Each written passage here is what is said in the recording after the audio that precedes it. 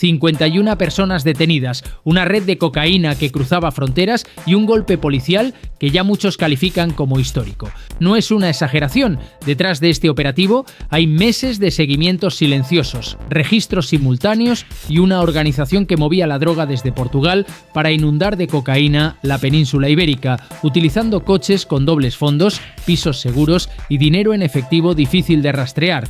Te vas a quedar a cuadros cuando escuches cómo trabajaron los investigadores para desmontar pieza a pieza este engranaje internacional. Quédate hasta el final, suscríbete porque lo que vas a descubrir de la Guardia Civil y de la lucha contra el narcotráfico en España no se olvida fácilmente. Una coordenada filtrada y el golpe se puso en marcha. Durante semanas, nadie fuera de los despachos especializados sabía lo que estaba ocurriendo. Muy pocos ojos conocían el objetivo real, una red de tráfico internacional de cocaína que utilizaba Portugal como puerta de entrada a Europa, aprovechando puertos, aeropuertos y kilómetros de costa para mover mercancía y dinero como si fueran simples operaciones comerciales. Pero en silencio, sin focos ni titulares, la Unidad Central Operativa de la Guardia Civil ya había puesto su maquinaria en marcha. Todo comenzó con un patrón que no encajaba. En los sistemas de análisis de inteligencia aparecían una y otra vez los mismos nombres, las mismas matrículas de vehículos, los mismos movimientos repetidos en distintos puntos de la frontera luso-española. Un coche de alta gama que cruzaba varias veces por semana, un piso en las afueras de una ciudad portuguesa que servía de punto de encuentro, un teléfono que se encendía y apagaba siempre en los mismos horarios. Los analistas lo definieron como actividad de alto riesgo y a partir de ahí cada movimiento quedó bajo lupa. La primera fase fue la sombra, vigilancias discretas, seguimientos a distancia, cámaras ocultas en puntos estratégicos, coches camuflados esperando horas, días, sin moverse más que unos metros, agentes que se vestían como trabajadores de la zona, repartidores, vecinos anónimos. No lo pierdas ni un segundo de vista. Ordenó un mando mientras observaban en tiempo real cómo uno de los vehículos clave cambiaba de ruta a última hora. Ese coche no iba solo. Formaba parte de un engranaje que combinaba vehículos lanzadera, coches cargados con dobles fondos y conductores que parecían conocer cada desvío secundario entre Portugal y España. La UCO ya sabía que aquellos trayectos no eran simples viajes de trabajo, eran corredores de cocaína. El objetivo, sin embargo, no era detener al primer eslabón, sino llegar lo más arriba posible en la cadena. Por eso, en más de una ocasión, se dejó pasar un envío sospechoso. Tranquilos, todavía no. Se escuchó en una de las salas de coordinación mientras los agentes veían cómo un paquete cambiaba de manos. El instinto pedía intervenir, pero la estrategia era otra. Dejar que la red se sintiera segura, cómoda, confiada. Cada entrega, cada visita a un garaje, cada parada en un área de servicio se anotaba, se fotografiaba, se cruzaba en bases de datos. La información crecía como una tela de araña. Las comunicaciones fueron la siguiente grieta. Los especialistas en escuchas detectaron llamadas cortas, casi sin palabras, llenas de claves y silencios. Frases como todo limpio, la mercancía ya ha salido o mañana a primera hora comenzaron a repetirse con una cadencia que no dejaba dudas. Los investigadores cruzaron esos mensajes con matrículas, cámaras y movimientos bancarios en efectivo. Pronto quedó claro que no estaban ante un grupo improvisado, sino ante una estructura establecida que movía cocaína a gran escala. En paralelo se activó la cooperación internacional. Portugal, España y otros países europeos compartían información de forma coordinada. Agencias de distintos puntos del continente añadieron piezas que faltaban, empresas pantalla dedicadas, en teoría, a la logística y el transporte, cuentas bancarias con ingresos que no se correspondían con la actividad declarada, nombres que aparecían asociados a antiguos casos de narcotráfico. La red empezaba a tener rostro, jerarquía, funciones. Llegó el momento de pasar de la observación a la preparación del golpe. En una sala cerrada, con mapas, fotografías y líneas de conexión en una pantalla gigante, se diseñó el operativo. Cada domicilio, cada nave industrial, cada garaje vinculado al grupo fue asignado a un equipo distinto. No puede quedar un solo registro sin hacer, ordenó el responsable del dispositivo. La frase quedó flotando en el aire como una promesa y una presión a partes iguales. La planificación incluía algo esencial: el factor sorpresa. La red llevaba tiempo operando y conocía bien los tiempos de reacción policial. Por eso la UCO diseñó una entrada simultánea en decenas de puntos, a ambos lados de la frontera, coordinada al segundo con otras unidades. A primera hora de la mañana, cuando muchas ciudades aún se desperezaban, el operativo ya estaba desplegado. «Esa es la furgoneta, confirmo visual», susurró por radio uno de los agentes de seguimiento. El vehículo, aparentemente normal, circulaba con calma por una carretera secundaria. Detrás, a una distancia prudente, un coche camuflado mantenía el ritmo. En otros puntos, equipos de asalto esperaban la orden definitiva para irrumpir en pisos, garajes y locales. El operativo estaba vivo, respirando, avanzando hacia un punto de no retorno. Entonces llegó el instante clave. Una orden seca, sin titubeos. Código rojo activado. Procedan. Las puertas de varios domicilios se rompieron casi al mismo tiempo. En un garaje, los agentes encontraron un coche elevado sobre un sistema hidráulico. Bajo el suelo del maletero, el metal resonó hueco.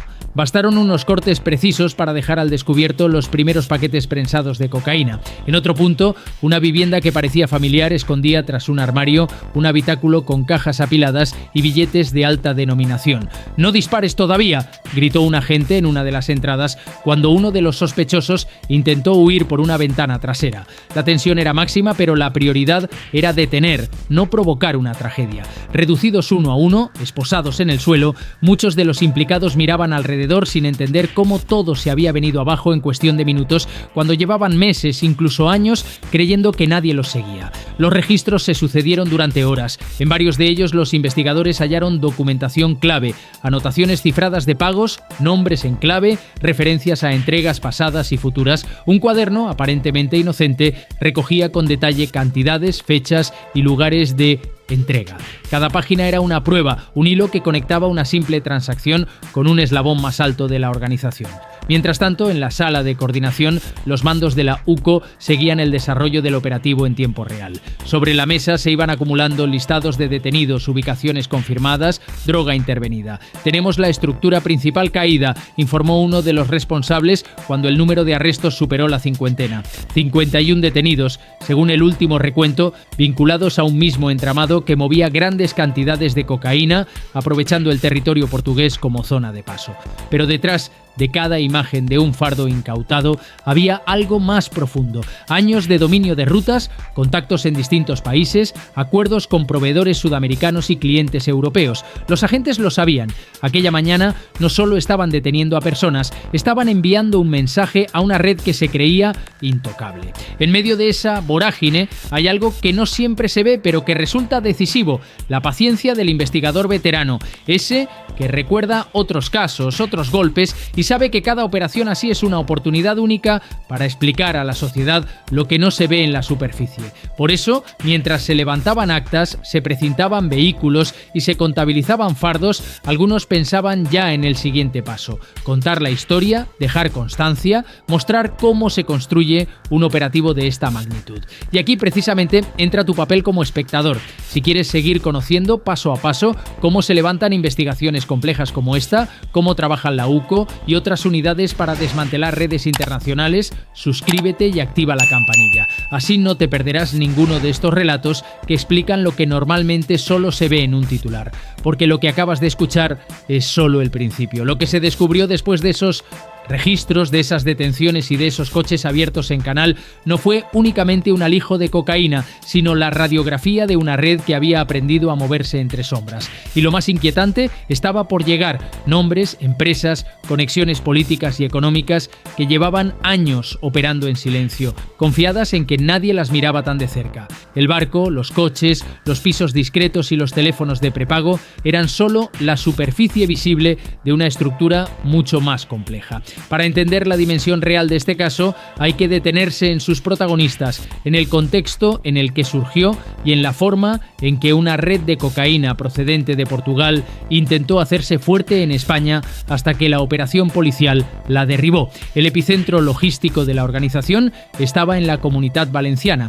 Desde allí, un grupo criminal perfectamente estructurado compraba grandes cantidades de droga, principalmente cocaína, que entraba por Portugal y la distribuía a través de un entramado de pisos, garajes y vehículos por Valencia, Castellón, Madrid y Cuenca. No era una improvisación, sino una especie de empresa clandestina con su propio departamento de compras, transporte, almacenamiento, seguridad y distribución al por mayor y al por menor. Si en la superficie todo parecía normal, barrios tranquilos, polígonos discretos, casas unifamiliares, bajo esa máscara la red utilizaba coches caleteados, con dobles fondos y compartimentos secretos para mover paquetes de cocaína de alto valor con apariencia de trayecto rutinario. Esos vehículos podían llevar decenas de kilos sin que un vistazo rápido despertara sospechas, y algunos estaban preparados con sistemas de apertura solo accesibles mediante mecanismos ocultos, lo que complicaba la detección.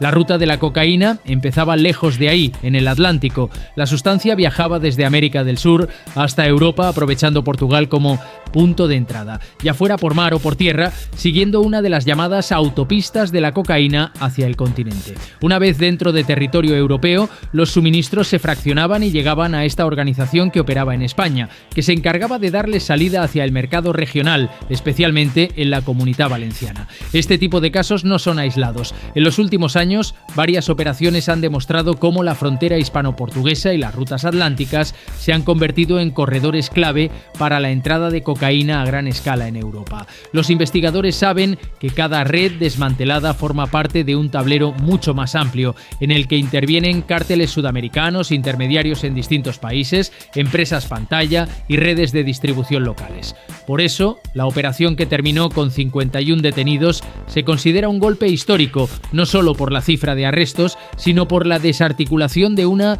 estructura completa de distribución. En el lado policial, el protagonismo recae en equipos especializados que rara vez salen en la foto. Analistas de inteligencia, investigadores de estupefacientes, unidades de intervención, grupos de vigilancia y expertos en blanqueo de capitales trabajaron de forma coordinada durante meses. Su tarea consistió en convertir pequeños indicios, un viaje repetido, una reunión aparentemente inocente, un coche con historial sospechoso, en un mapa completo de la organización, sus jefes, sus proveedores y sus clientes. Cada avance exigía paciencia. La investigación comenzó con un único sospechoso al que se relacionaba con la distribución de cocaína en la Comunidad Valenciana, un hombre con vehículos e inmuebles que llamaban la atención por su volumen y por la forma en que se usaban. A partir de él, los agentes descubrieron que no actuaba solo, sino que era una pieza de un grupo en el que cada miembro tenía un rol. Quienes adquirían la droga en Portugal, quienes la transportaban,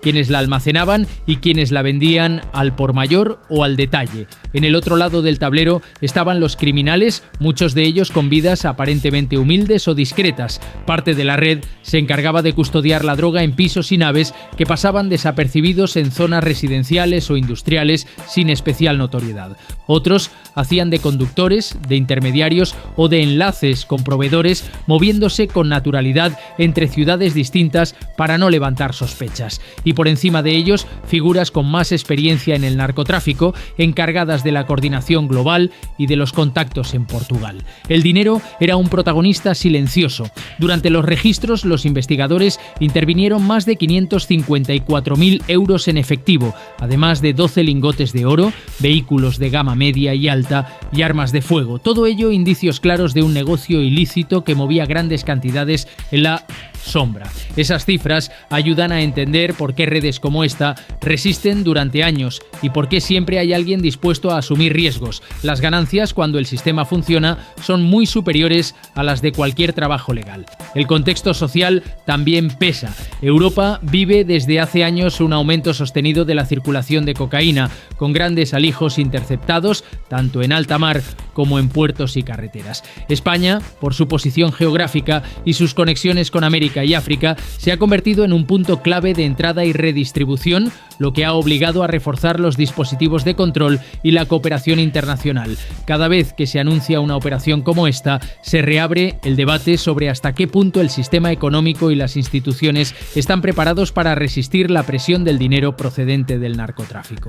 En el plano histórico, las fuerzas de seguridad españolas han protagonizado protagonizado en las últimas décadas algunos de los mayores golpes al narcotráfico en Europa, tanto en mar abierto como en puertos y ríos compartidos con Portugal. Esta operación se suma a esa línea, pero tiene un matiz particular. No se trató solo de interceptar un cargamento, sino de desmantelar una red de distribución ya instalada en barrios, pueblos y ciudades, con centenares de kilos de droga preparados para llegar a la calle. La magnitud se aprecia en las cifras finales: 51 personas detenidas, 39 entradas y registros, cerca de 242 kilos de cocaína intervenidos, gran parte ocultos en un vehículo caleteado, además de hachís, marihuana, heroína, dinero en metálico, oro, armas y más de 30 vehículos. Esos números no solo describen la fuerza policial desplegada, sino también la capacidad operativa de la red desarticulada, que manejaba varios tipos de droga y tenía ramificaciones en diferentes provincias. Detrás de cada dato hay historias personales que tu público reconoce, vecinos que de minutitieto repente cambian de coche, locales que nunca terminan de abrir al público, pisos donde entra y sale gente a horas extrañas. Es en ese entorno donde este tipo de grupos se camuflan, aprovechando el anonimato de las grandes áreas urbanas y la confianza de barrios tranquilos. Por eso, explicar quiénes eran los protagonistas y cómo se movían es también una forma de mostrar hasta qué punto el narcotráfico se incrusta en la vida cotidiana sin que la mayoría lo vea. Y aquí, de nuevo, tu papel como espectador es clave. Si quieres seguir descubriendo cómo funcionan estas redes, qué papel juegan las unidades especializadas y qué se esconde detrás de cada titular de Golpe Histórico, suscríbete y activa la campanilla. Así podrás acompañar caso a caso el trabajo de quienes se juegan mucho para que estas tramas salgan a la luz, porque lo más delicado de una operación como esta no se juega en la calle, ni siquiera en el momento del arresto. Lo verdaderamente decisivo se decide después, en los despachos, en los tribunales y en los escenarios donde se cruzan la justicia, la política y el dinero. Y lo que ocurrió tras estas detenciones demuestra que el combate contra el narcotráfico no termina cuando se cierra un portal, sino cuando se afrontan las consecuencias en voz alta. Cuando las sirenas se apagaron y los últimos detenidos fueron trasladados, comenzó otra fase igual de dura y silenciosa, la de los jueces, los fiscales y los abogados midiendo, una por una, las pruebas recogidas durante meses de investigación. La operación policial había terminado, pero el verdadero pulso con la red de narcotráfico solo acababa de empezar. De las 51 personas detenidas en la Comunidad Valenciana, Castellón, Madrid y Cuenca, 17 ingresaron en prisión provisional por orden judicial, consideradas piezas clave dentro de la organización. El resto quedó sujeto a distintas medidas cautelares mientras se analizaban su participación y su grado de implicación en la red, que iba desde la dirección y la coordinación hasta el transporte, el almacenamiento y la distribución de droga. Cada uno de esos papeles debía probarse con detalle ante los tribunales: escuchas, seguimientos, registros, documentos, dinero, armas, vehículos caleteados y testimonios formaban un mosaico probatorio complejo que la Fiscalía Antidroga tenía que ordenar para sostener acusaciones firmes por tráfico de drogas, pertenencia a organización criminal, tenencia ilícita de armas y blanqueo de capitales. El proceso judicial, lejos de ser un simple trámite, se convierte en el escenario donde se decide si todo el esfuerzo policial se traduce en condenas ejemplares o en grietas por las que algunos implicados puedan escapar. Los jueces deben valorar no solo la gravedad de los hechos, sino también la solidez de cada prueba, si las escuchas se hicieron con autorización y garantías, si los registros respetaron la legalidad, si las cadenas de custodia de la droga intervenida son impecables. En operaciones de esta magnitud, cualquier error procesal puede tener consecuencias importantes y eso obliga a una precisión casi quirúrgica en cada paso. Mientras tanto, la repercusión mediática va colocando el caso en la agenda pública. Los informativos muestran imágenes del dispositivo: agentes encapuchados, coches intervenidos, cajas con fardos de cocaína, armas y lingotes de oro incautados en los registros. Los titulares hablan de golpe histórico, operación a gran escala y red perfectamente estructurada, subrayando la cifra de 242 kilos de cocaína intervenidos, además de hachís, marihuana, heroína, MDMA, dinero en efectivo, oro y un arsenal de armas de fuego. Para muchos ciudadanos, el caso se resume en esas imágenes y esos números.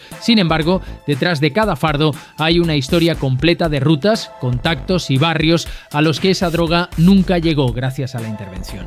En el ámbito político, una operación de este calibre también tiene su eco. Desde el Ministerio del Interior y los mandos se subraya que se ha desmantelado una de las redes de narcotráfico más activas del Levante español, capaz de introducir cocaína desde Portugal para distribuirla por la Comunidad Valenciana y otras provincias. Se presenta el caso como un ejemplo de eficacia en la lucha contra el narcotráfico, destacando la cooperación entre distintas unidades, el uso de herramientas de inteligencia y el trabajo sostenido durante meses. A la vez, en otros espacios se reabre el debate sobre si las redes se sustituyen unas a otras, si los beneficios del negocio de la droga siguen siendo tan altos que compensan las pérdidas y qué ocurre en los barrios donde esta economía ilegal se vuelve cotidiana. Para las redes criminales, el impacto es tan económico como estratégico. Perder de golpe 242 kilos de cocaína, más de medio millón de euros en efectivo, lingotes de oro, armas y vehículos, significa un varapalo millonario que rompe la cadena de pagos con proveedores, transportistas y distribuidores. Muchos de los detenidos, además, no son fácilmente reemplazables. Conocen rutas, contactos, códigos y procedimientos que no se improvisan en unas semanas. Sin embargo, la experiencia en Europa demuestra que el crimen organizado tiende a adaptarse. Nuevas personas ocupan huecos, nuevas rutas se exploran, nuevos métodos de ocultación se ensayan, desde otros vehículos caleteados hasta contenedores contaminados o embarcaciones rápidas en otras costas. El tráfico de drogas se ha convertido en el eje central del crimen organizado en Europa, con una capacidad enorme para infiltrar estructuras económicas, corromper instituciones y condicionar la vida de barrios enteros. Lo que vemos en esta operación, una red que conecta a Portugal con varias provincias españolas, mezcla cocaína con otras drogas, mueve grandes cantidades de efectivo y acumula oro y armas, es la expresión concreta a nivel local de ese fenómeno global. En la sociedad, el caso deja varias preguntas incómodas. Una, evidente: ¿cómo puede una organización así operar durante meses o años sin que la mayoría de los vecinos perciba nada extraño? Otra, más profunda: ¿cuánta gente se beneficia indirectamente del dinero del narcotráfico, desde alquileres pagados en efectivo hasta negocios que se sostienen gracias a capital ilícito? ¿Y cuántas familias, en cambio, pagan el precio en forma de adicciones, violencia o marginación en sus barrios? Cuando un medio habla de 51 detenidos y 242 kilos de cocaína, lo que rara vez se cuenta es el impacto silencioso en las calles donde esa droga se habría vendido. También está la cuestión de la corrupción. Aunque en muchos casos la información pública se centra en la estructura criminal y no en connivencias institucionales, las grandes operaciones contra el narcotráfico en Europa han demostrado que siempre existe el riesgo de que parte del sistema, trabajadores portuarios, intermediarios financieros, pequeños funcionarios, termine capturado por el dinero fácil. Esa posibilidad obliga a reforzar los controles internos, la transparencia y la protección de quienes se atreven a denunciar anomalías, porque sin esa barrera, el poder del narcotráfico puede penetrar mucho más lejos de lo que se ve en un sumario judicial. A nivel personal, para los agentes que han dedicado meses a esta investigación, el cierre no es únicamente un éxito profesional, es también un recordatorio de la fragilidad del equilibrio. Cada red desarticulada supone un respiro, pero no una victoria definitiva. Dentro de unos meses, quizá otro operativo mostrará una nueva trama con métodos distintos, otros nombres y otras rutas.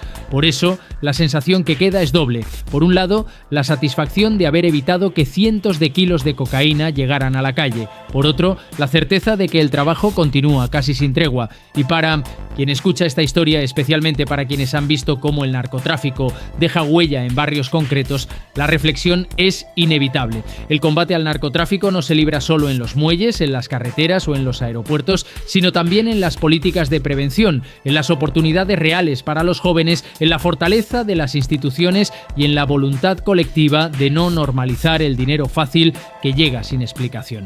Cuando una red como esta cae, se abre una ventana pequeña para preguntarse qué tipo de sociedad permite que el negocio de la cocaína sea tan rentable. Antes de cerrar, te dejo una pregunta: ¿cuántos barcos, coches y pisos seguirán hoy conectados, en silencio, por rutas que todavía no hemos descubierto? ¿Cuántas organizaciones estarán ya diseñando la próxima gran operación mientras hablamos de esta? Porque la verdad siempre deja rastro, y si te apasionan las operaciones secretas, las grandes investigaciones contra el narcotráfico, y quieres seguir conociendo casos reales contados con detalle y sin filtros, suscríbete y activa la campanilla. Así podrás acompañarnos en cada nueva investigación, en cada nuevo operativo y en cada historia que desvela lo que pasa cuando se apagan las cámaras oficiales. Nos vemos en el siguiente video.